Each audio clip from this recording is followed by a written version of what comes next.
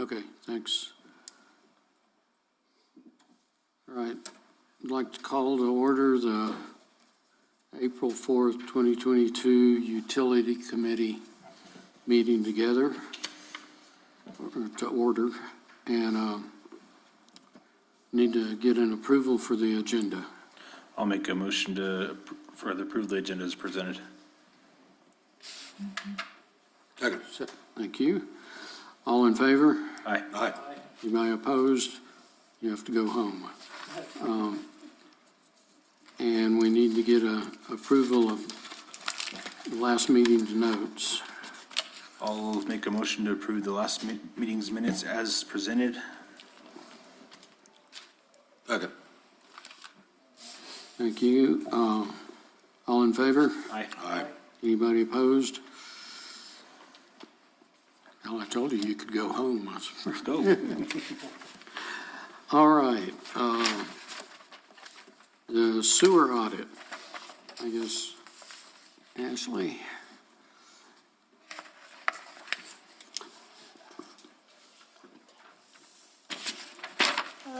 So sewer audit, no new properties have been audited. We've kind of been focusing in on getting the rest of those letters out and doing dye tests. So we should get the final set of letters out by the end of this week. And then we will move on to starting the next service area. So the service area we'll be focusing in on is service area 36. Kind of a frame of reference, it's going to be Cole, Marble, Scenic, Sunny Slope, kind of that vicinity is where we're headed next. Well, you've done a great job on it. We had to have 200 hooked up, and you've got 278 without the downs. So hopefully they're nice to us. I hope so, definitely with this new permit or what we're going to be doing. Well, at least we did what we said we would. Yes. Okay, the water audit and leak detection. So I passed out the sheet to everyone. So it's worth noting, we started getting the leaks that happened in February, those cascading leaks. So, we had a really good trend downward. February was up, but hopefully after February, we should hopefully be going down again a little bit. Yeah, February, we had a bunch of customer leaks, a lot of leak credits during that freeze. We shut off, I think, in 2 days, the meter reader shut off 114 meters, something like that. On those, are you picking it up on the meters, or the neighbors seeing water run down the street? It was both. A majority of them were the leaks that we caught here at Village Hall. Good. So, despite that we had all those leaks, our non-revenue water was not absurd. It was still kind of within the amounts that we've seen in the last couple of years. So I hope that we'll continue that trend of decreasing that total system demand and non-revenue water. And so that ties into our leak detection analysis. So we contracted with a company that's doing 100% of town, doing an acoustic and correlation study. So far they've done 62 miles out of our system. So that's about 19% of the total system's been inspected. So far, and we're about a week behind in the data that we get. They've identified 20 leaks, which total about 14.4 gallons per minute. So it's been quite a bit of tiny leaks. In this next section, they kind of already gave us a heads up. I think they mentioned there was like 30 or something leaks in this next group. A lot of it are tied to service connections and meter fittings so far. So are those hours, depending on which side the meter's on, or? Yeah, so almost all of the leaks have been on our side of the system.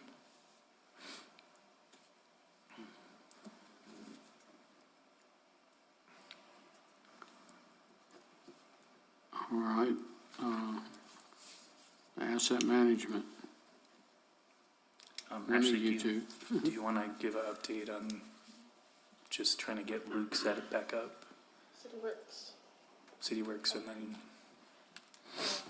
So City Works, we were in the process of changing out all the tablets, that were that we originally bought maybe 3 or 4 years ago. Just trying to get everybody up to date because our next step is to roll out the app. And so I'm currently working with Centricity GIS, who are kind of our City Works representatives. And so they are, they're getting us a quote right now to do training for every department to get used to working on the app, which is really great for the field workers. It's a lot easier to use for them, where, most of the work orders and inspections will initially be created by the supervisors in the office. The field crews can just go out there and open them up and modify them. And it's a lot easier to use. I have messed around with it a little bit. Hey, Ashley, do we have enough license for everybody with CityWorks? Yes, so we're moving, since we had to move over into Portal, we have 100 licenses total that we can use. We can buy more. Eric and I have discussed that when we do get close to that limit, but we're still pretty good. Because my license says that I don't have a license for mine. Okay, so I sent out an email with instructions. I'll resend out that email. I did it. And it's still not working? Yeah, I can't, on my tablet, it says your license is not valid or something. Did you press redo? Or, let me update it. That's probably what it is, because as soon as you change over that, if I don't update it in the system, then it won't recognize it. So I have to stay on top of that, Okay. on that transition stage. And then, so it's gonna be a little bit of a transition, but once we get everybody into the app, I think it's gonna be a lot easier. More people will use it a lot more. We are also going to be working on getting storeroom implemented here soon as well. And so that's going to be the inventory list that the crews can use. They just had to pretty much scan barcodes and put the quantity that they're taking off the shelf. And then once you hit a certain threshold, they will actually send an alert saying you're running low. That'll be good. That's the next step. And your budget's coming on if you need to buy more licenses. I Get it in know. there.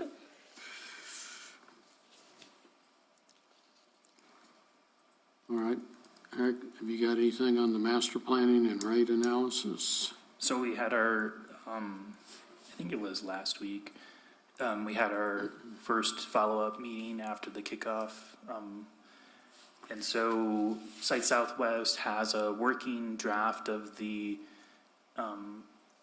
demographic changes. And so we offered quite a bit of comments on that. She's making some revisions. All the other firms are keeping on task with the proposed schedule. So far, we haven't run into any type of issues. This next council meeting, there's an approval of the task order and contract for the solid waste master plan with Sauter Mill and Associates. So they're on a tightened schedule so that we can get them caught back up with the rest of the firms so that we're all at the same spot. Right, if you want to raise rates, we might make them mad once, and 2 or 3 times. Yeah.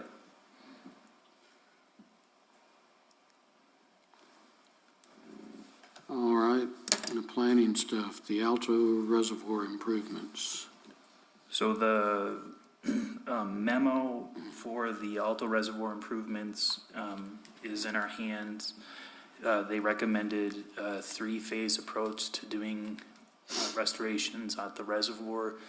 This isn't tied to any of the dam improvements, but so they recommended us doing the restoration of the Alto water line redoing the bridge across Eagle Creek that goes to the Alto 2 well. So changing that to a large culvert versus the handmade bridge that's there.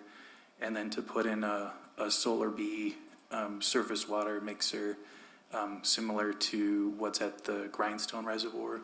So it just mixes just the top level layers. So they're proposing that as phase one. Phase two, phase one also includes, Randy needed a staff gauge installed and then a pressure transducer so that keep tabs on the reservoir depth. Phase two would be like a deep water solar bee mixer, and that's only if it's needed. If the surface one doesn't mix the water enough, we can do that second phase. And then the third phase was recommended dredging of the reservoir because based on the survey that we did on it, it's actually has quite a bit of fill in it from its original engineered design. But that could require us to drain the reservoir for an extended period. And Randy and I were talking about the spillway for the reservoir. Randy needs to get that redesigned and reconstructed. So it might be a good thing to group them together and just kind of have a lot of projects on the dam if we need to drain the reservoir for it. So for phase one, I'm getting the engineering cost proposal for it. Jerry Paz with Moles and Corbin said that he'd get it to me here this evening or tomorrow morning. But the proposed cost of the improvements is about, I think it was $600,000 for the phase one. And so we'll move forward with the phase one so that we can get the kind of these critical things for Randy's water production side of things moving. What kind of time frame are you looking at on having to drain the lake to do? Is that something that'll be urgent, or can we wait till the next drought? It's nothing urgent, and honestly, the reservoir is going to function still. It's just something that we need to be considerate of as this asset, becomes potentially more important to water production in town. It might be meaningful for us to do that dredging, and like I said, if it's, I don't know if the Dam Safety Bureau would let us work on reconstructing the spillway with the reservoir having water in there. So it might be good for us just to try to lump as many projects together. But right now, Randy, correct me if I'm wrong, but that spillway is your number one thing that's stopping the dam from not being a poor rating, which is the lowest rating you can have for a dam. Correct. Yeah, and we confirmed that last week when James Head was on site for the inspections. So, and that's clearly what he stated. We're always going to have a poor rating until we get that item fixed. So we'll make sure that that's fit into our CIP for the master plan, and it's something that we need to be considerate in the near term, but not immediate or urgent future. Is that something we can go ahead and have the engineering ready to go in case we have to do it right away or the lake does get low or dry? So I think that's sensible. We're tentatively looking at doing an advertisement for professional services at the end of next fiscal year. So we probably have a design set, near shovel-ready design set in probably like a 2-year window, and then we can go from there. Eric, have they set new benchmarks for your survey of the dam? I don't know that Randy does surveys on Alto. No, we don't. Yeah, but you said that something about the last survey you guys did for the dredging and stuff like that. What benchmarks were they using off that? Oh, they were using survey data based off of the 1964 construction set. Okay. I didn't know if they went out there and actually surveyed it and sonared it, or what the deal was with it. I think that they probably looked at topography that was listed on the reservoir and then matched it up. They did I believe that they did a sonar inspection of the bottom of the reservoir. Okay. Because I know the last benchmark for that lake was that fire hydrant, the top of that fire hydrant on the was it the southwest side there? Mm-hmm. So I know we were talking about putting a new benchmark, so maybe that could be played into this too. You know, Well, so engineering.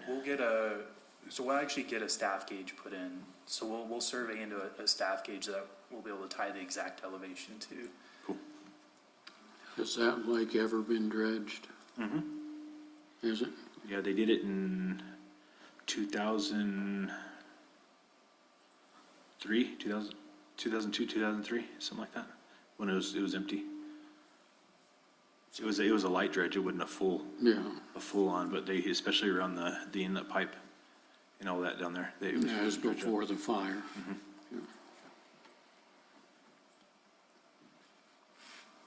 There was some engineering firm that came and did a rehabilitation, 3 different proposals on the Alto Reservoir Rehabilitation.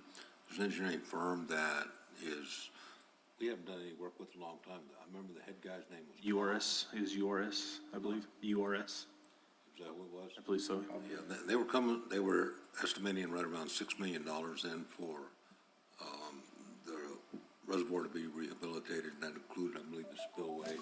Then again, they were also talking about the line that was in the dam that had to be removed, but I guess, JR and they've taken care of that since. I don't know if that study would come in handy now.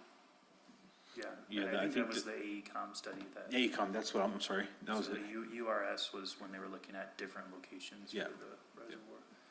But yeah, it's definitely, probably don't need to do all of the things that were recommended in that study, and some of them have already been done. But we need to look at a cost-effective approach for Alto Reservoir, make sure that we have the safety we need, but not go overboard with it, because it is a very small reservoir. How many acre feet is that? It's supposed to be 240, so it's probably substantially less. And I think the memo says how much it has storage now.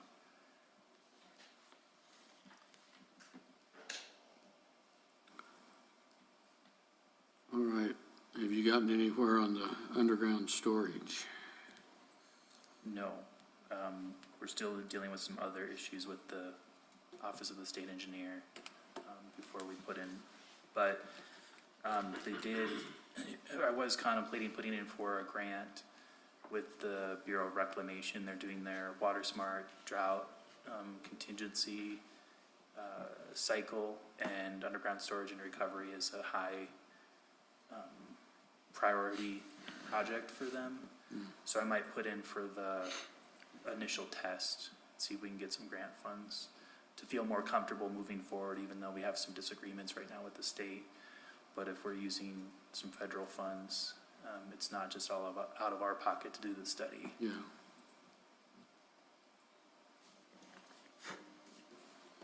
All right, your drainage improvements. So we're just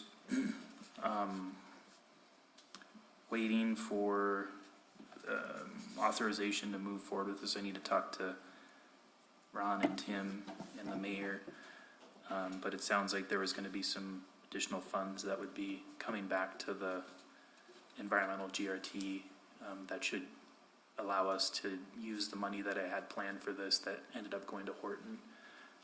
We might get some of that money back to move forward with this project. So hopefully we'll start a design here in this next fiscal year and see where we land on a construction time for it. Yeah. Okay, the water storage tank planning memo. Randy, you want to give a heads up or update on that? Yeah, we We met with, Marty Howe and Terry took them around to all the sites, and they looked at all the tanks and took them to the PRVs. And then they went, I believe, all the way up to Eagle Creek and looked at the diversion up there. So they put a memo together and they sent it out to us. But there's a lot of items that are not included in on that memo, so we're going to have to probably, I don't know, Eric, what do you think? Get back together with them or put our notes together or have a Zoom call? But some critical items were missed. See if you can coordinate something for this week, Randy. Yeah, I'll check with Marty on that. But other than that, that's where we stand. I did an update with NMED also with some of the items about the sanitary survey deficiencies, with the tanks. So I gave them a pretty good update and they were pretty pleased with that. So, because they have to give us a waiver, for additional fundings. So Joe said it looks real good. So. Good. All right, the next couple of years too. Okay. Grindstone. Conduit Inspection, Right Water Engineers, which Hayes is overseeing this project. And he's got the scope of work ready to go. It was sent to James Head for review and comments, and he just had a few of them. But when James was out here, we got to talk about it for probably 20 minutes. We talked about both of the projects coming up, the conduit inspection and the spillway and the surface repairs. And so got a real good understanding of what he wants. He doesn't want this real fancy report and real elaborate inspection, with the camera work. He just has some real critical things that have to be addressed. And I think that's what I needed to hear. But we're trying to set up a meeting with all the contractors and Eric and myself. We're trying to do it tomorrow. And then, so we just want to make sure everybody's on the same page and, we don't need a Cadillac when we can drive a Pinto.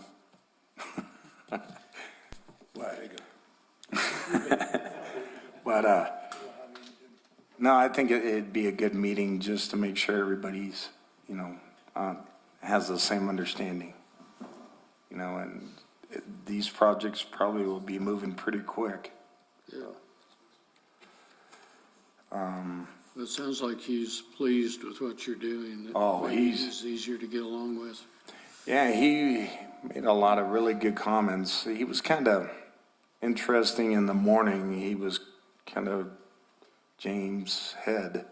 He's kind of picking and firing, but at the end of the day, he was real complimentary, gave a lot of compliments and said that it's the best he's ever seen it, but he was really impressed with the gallery.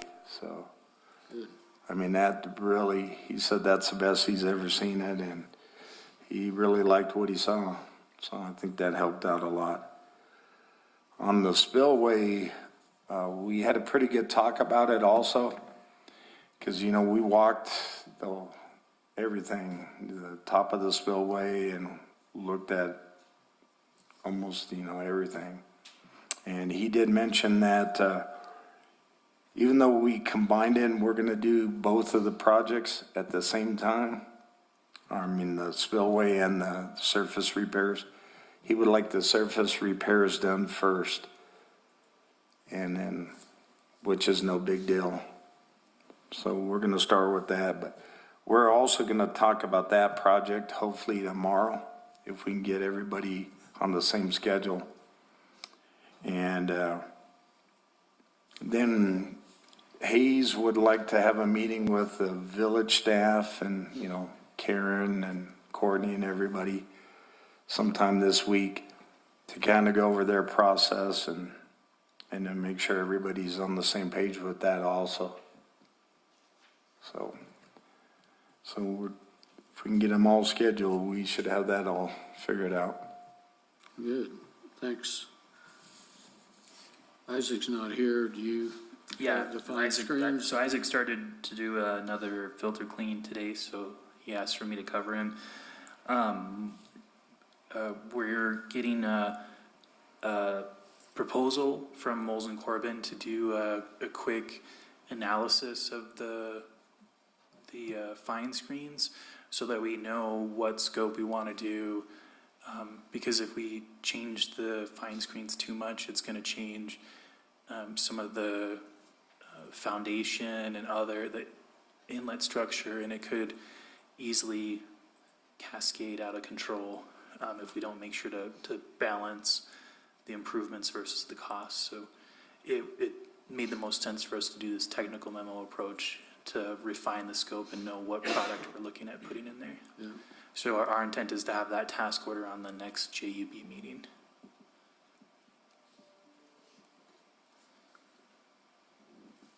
All right, for the engineering, the Two Rivers Park restoration.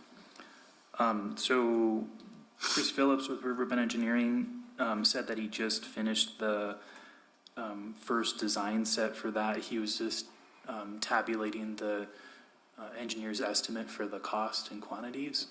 And so right now he's actually in town working on another project, and then we're presenting tomorrow at the council meeting. So hopefully later this week when he gets back to his office, he'll be able to send that out to us and we can do a review. And then based on that preliminary or that initial design, that should give us enough documentation to hopefully start the application process for the FEMA brick funds. So we'll start engaging the state Department of Homeland Security on that process. Do you have to send that project all through FEMA and the state since we didn't do what they were going to do? Do they have to approve it? It's my understanding that no, that it would be a distinct project. We're just keeping the location number 25 just for our internal tracking purposes. Okay. It will still have to go through reviews, for the brick process, but it shouldn't be under the disaster, the PW that the hazard mitigation is under. Yeah. Well, that'll speed it up.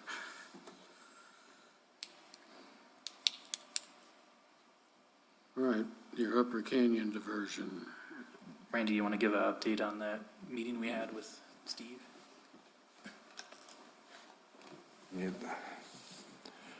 Yeah, we met with Molson and Corbin and we had a pretty good talk about the Upper Canyon diversion and we clarified some of the issues or some of the questions that they had, and we're still going with the Kawanda screen, and they kind of, it was a meeting that they were going to have just with themselves, but then they thought they would include us, and then that way, we could answer some of the questions and get some of the things that they needed solved, and I think everything was accomplished in that meeting.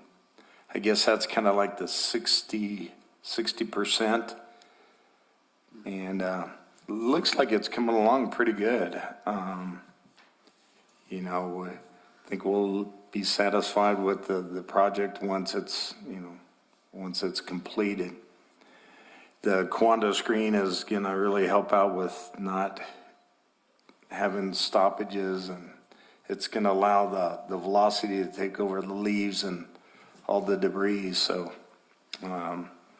we should be pretty good there. I mean, it's just minimum maintenance that we would have to look at. And they did also talk about some of the, the possibility of, big floods in the future, and if there would be issues with damage to it, and so.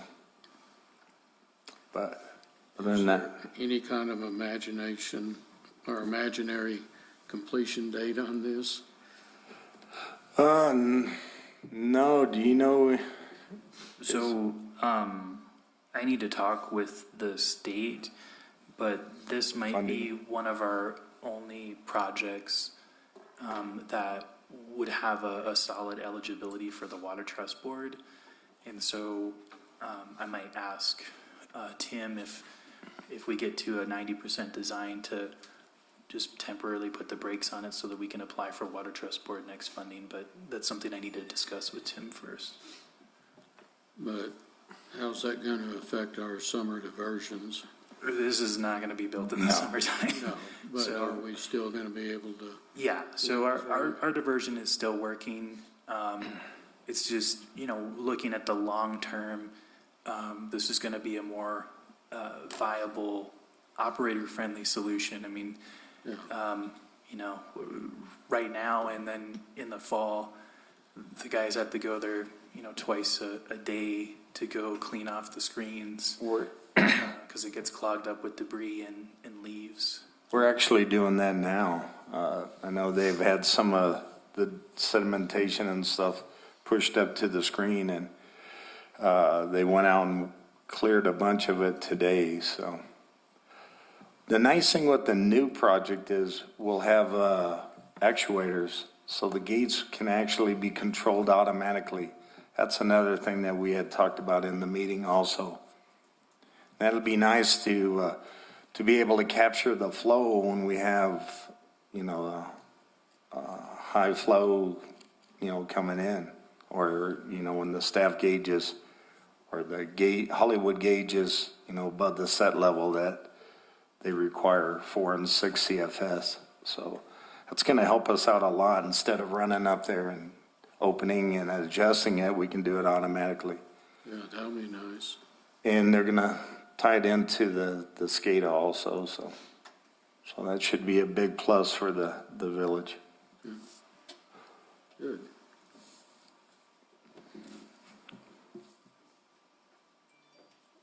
The Pine Cliff stuff, was that you, Adam? So I finally got the spreadsheet done with the randomizer in it to actually do the surveys on that. We are at 90% design and engineering. So we should have that here pretty quick, the 100% design. It was sent off to the NMED. So hopefully this week I can get to start and do some of those surveys. Zeke said he's gonna get them all done before he left.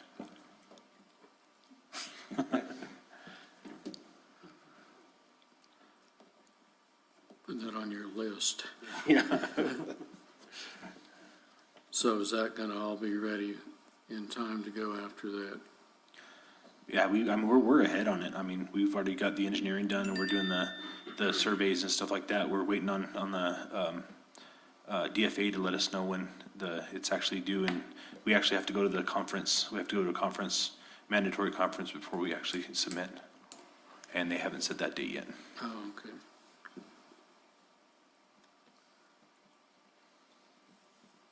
All right, the Village Yard Hall grading and drainage.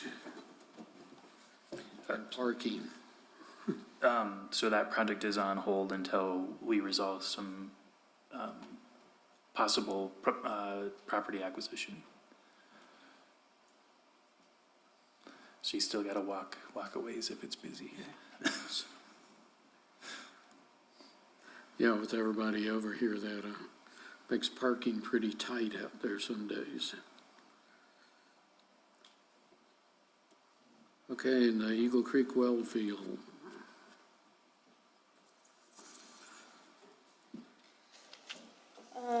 So right now, we're just kind of in the process of getting the site surveyed. That's kind of where we're at right now. They were supposed to survey this week, but I just got an email from Casey Cook that it's too windy for their drones, so they're aiming to try to do this survey next week. And then we're also looking at, thank you, geotechnical surveys right now for the site as well. Thanks. Okay, the procurement for hazard mitigation and stabilization in the sewer. So that bid came in over budget, Of course. by a pretty substantial amount. So, Karen and Manager Dodge, they're working on a couple of options, trying to figure out which way we can go. Also working with Moles and Corbin, trying to figure out a path forward on that one right now. So we don't have any definite answers as far as time frame or award or anything of that nature right now.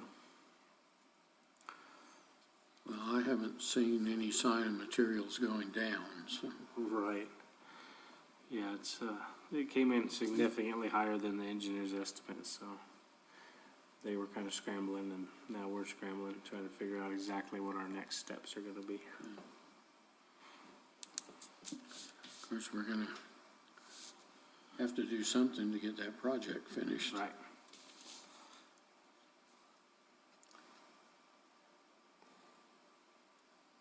All right, Randy, the Grindstone Dam drain cleaning project.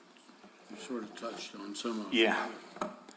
The project is actually going pretty well. They installed the temporary weir inside the portal, and we're taking daily flow measurements on that. And what James is looking for is he wants to get 7 to 14 days worth of data before they start doing the drain cleaning. That way they can have a measurement before and after. And that way they can see if there's a big difference, in the flow rates. Right now, it's running just with the weir about 43 gallons per minute. And what I'm doing is I'm taking a measurement 2 feet back from the weir, and it's a trapezoidal flume or weir, and or what do they call it? Cipoletti. So same thing, but that way it's a better measurement, 2 feet back. So, and then what I'm doing also is I'm taking a picture of the meter reading that we have on SCADA also, but that's taken right down from the spilling pool on the V-notch weir, and it's fairly close because you still have to add in the 3 drains from the dam drains, and it's fairly close. That reading's about 57 gallons a minute. And I take pictures and everything, and I send that to him daily, and he seemed to be pretty pleased with that. And the flow is pretty consistent, so it's not fluctuating a lot. So in the meantime, Beartooth is off for like 2 weeks, and then that's time for the flow measurement. And they pretty much want the flow to be uninterrupted, so they don't want people in and out. But they should be back on the week of the 11th, and then that's when they're going to start the dam draining or the cleaning. So all of the drains have been pre-washed and pre-flushed, and they've got everything cleaned, all the muck and stuff, so everything's washed down. The portal entrance is all clean, and that's the best I've ever seen it. And you can actually walk through the whole, through the portal all the way to the north end at the steps. You can actually do it without mug boots or waders. And that's one thing James kind of liked, because what they did is they built a walking path, and then on the other side is the channel that captures all the flow. So they did a pretty nice job on it. And then Sauter, Miller and Associates will be in to do the survey on the internal portion of the gallery. And then we kind of grouped it where they'll do the deflection checks on the dam survey also. So that way they do both projects on, one trip. Save some money, I guess. But other than that, James was real pleased, and he made a lot of comments. He said the water that's coming out through the portal in the channel is clear. And that's a real good indication. And he says he actually feels a lot better now about the dam than he did, in years. So I haven't often heard him pleased. he's a toughie, but I mean, I don't know, the inspection kind of started off a little rough, but it doesn't matter how you start, it's how you finish. Yeah. But Good. All right, Eric, you've got stormwater at Horton.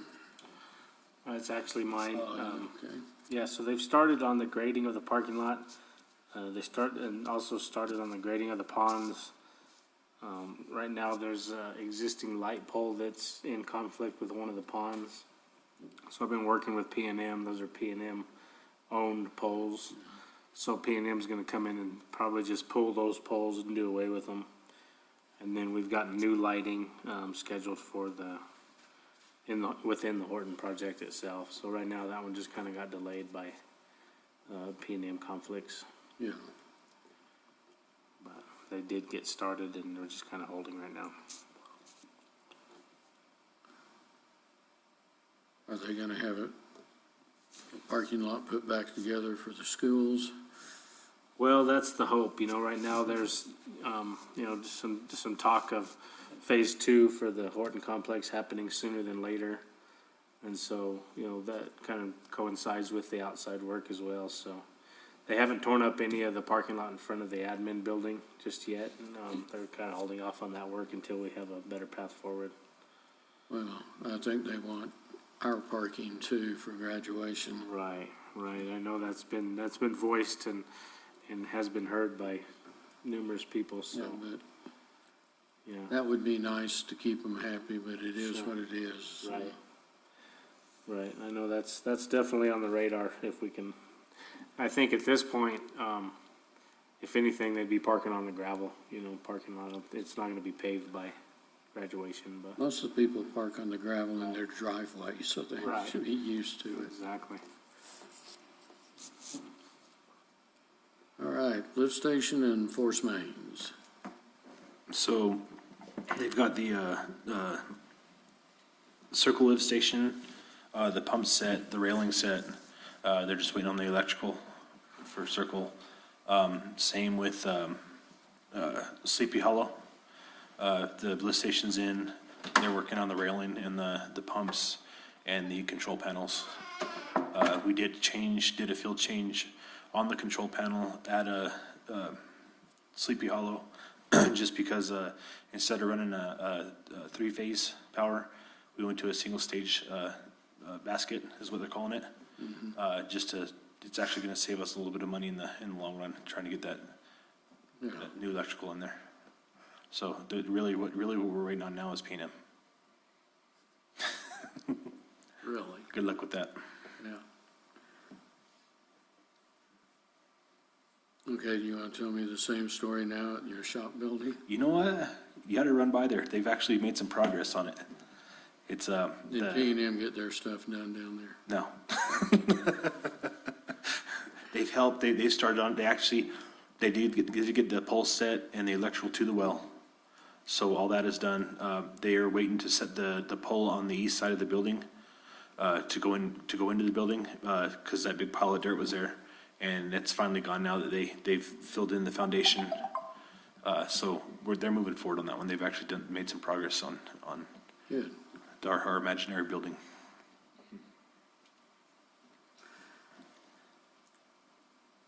Okay, Eagle Creek and Gavilan Canyon well field. So we put the project on suspension. The VFDs for the wells, the time frame for delivery got pushed back all the way to May 19th. And so We told General Hydronics that as soon as they finished the planned tie-in to the commingled water line and buttoned that up, that they'd be suspended indefinitely until they had every single material that they needed at their yards or on village property. So I'm hoping that it will come in on the 19th and we can pick up the project on March 23rd. They've finished most all the work. They've got a little bit of cleanup on the retaining walls. But all that's left is the electrical, the pump and motor installs in the well, and the fencing. So we're right there. We're almost done. Just need that equipment. Are we trying to get these guys to order all the material up front?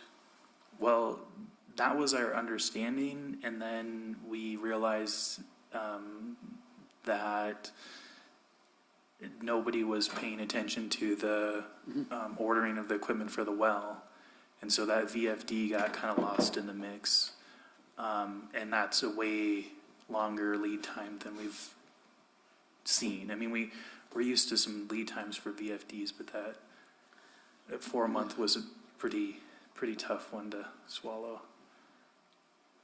Yeah, because I think we need to look at that. I'm having to let my subs order and bill me up front on a lot of stuff, so we're not looking at. And you know, I mean, we can pay as long as the materials are on site. Right. So it shouldn't be an issue for them to order stuff ahead of time. And we think We that just have to tell them, and it helps them too, because they get the pricing that they Based on the bid bid, locked in. yeah.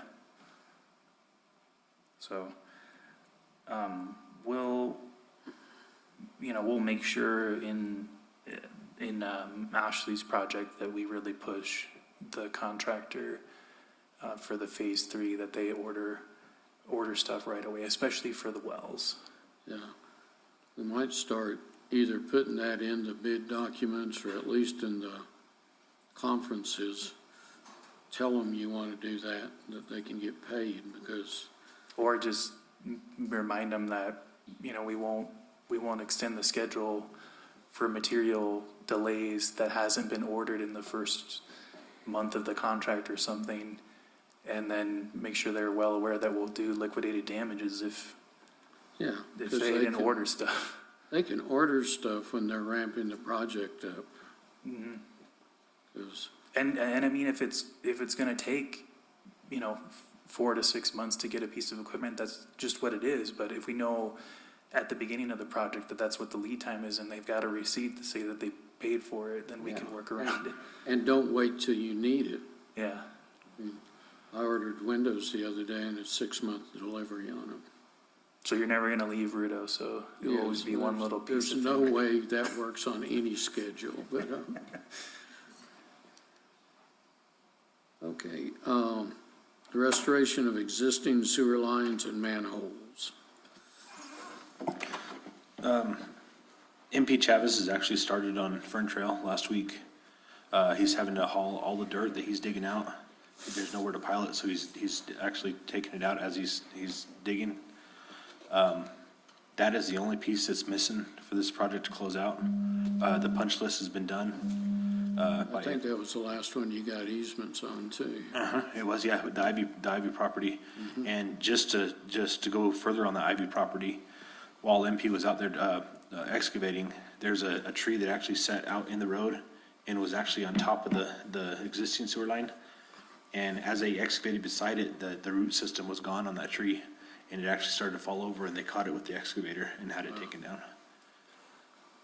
So, but like I said, they're making progress on that, and they should be finishing up here pretty shortly. Of course, luckily, that's not our road. Right? All right, Town and Country. General Hydronics was out the week before last, putting the final 4-inch of subgrade on Valencia, and actually started on Chavez. They did get delayed again because of the weather. They were planning on paving that week, the following week, But with the weather we got, kind of shut them down with the temperatures and stuff. Mary and Chavez are gonna be the last ones to get the last 4 inches of subgrade on there, because of the trucks turning, the belly dumps turning, they don't want it torn up. But, they're supposed to be starting this week. I hadn't had a chance to make it up there today, but they're supposed to be firing back up today and hopefully getting that thing paved. We got the temperatures I fine. cut through part of that yesterday, and it's hard cutting through there. Yeah, yep. And like I said, Valencia looks really good. You know, they got the last 4 inches on there, and it looks I nice. didn't even try to get over there. No. I'm sure they'll be glad to be finished with that, too. I'll be glad for you to finish. And so will Jesse. I'm good. All right, Paradise Canyon laterals. Paradise Canyon, J29, has completed, approximately 38 services, so far. They've been doing a great job. They've communicated with us, any little issues they've had, not, being able to find the sub out or something like that. They've communicated with us, and like I said, any shutdowns or anything else like that, we've worked together on it.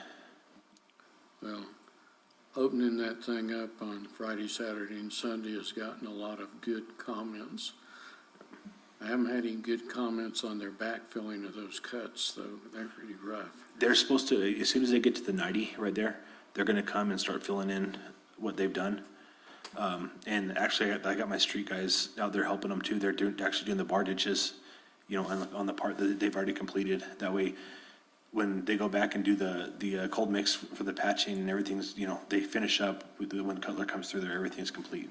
Good. When's Cutler supposed to start on that? Cutler's supposed to start, we're looking at middle to late May, just depending on the weather. And I think we're actually looking at, correct me if I'm wrong, Ron, the oil prices, it's within 20, they change every 24 hours, so. But like I said, they're on schedule. The Paradise Canyon's on schedule for them to go through there, and that's the last road we're gonna do. We'll do Gavel and Warrior, and then Paradise.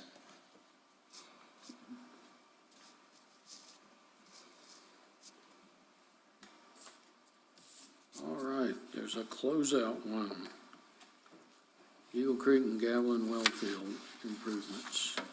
So, we're just having difficulties getting some staff time, dedicated to trying to do some utility locates, so, it's just, we're short-staffed and we're having equipment issues. Like, Randy, your backhoe, both your backhoes are down. We got the other one fixed, Okay. but the old one's still down, yes. So, I'm just gonna look at getting a contractor to help us do some, utility locates so we can get that well tied into a active line.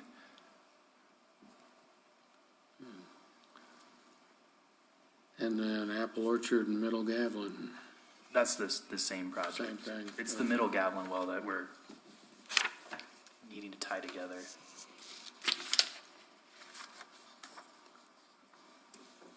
All right, unless somebody has something else, I guess that's pretty well it. Next one, May 2nd. Is that what you have, Karen?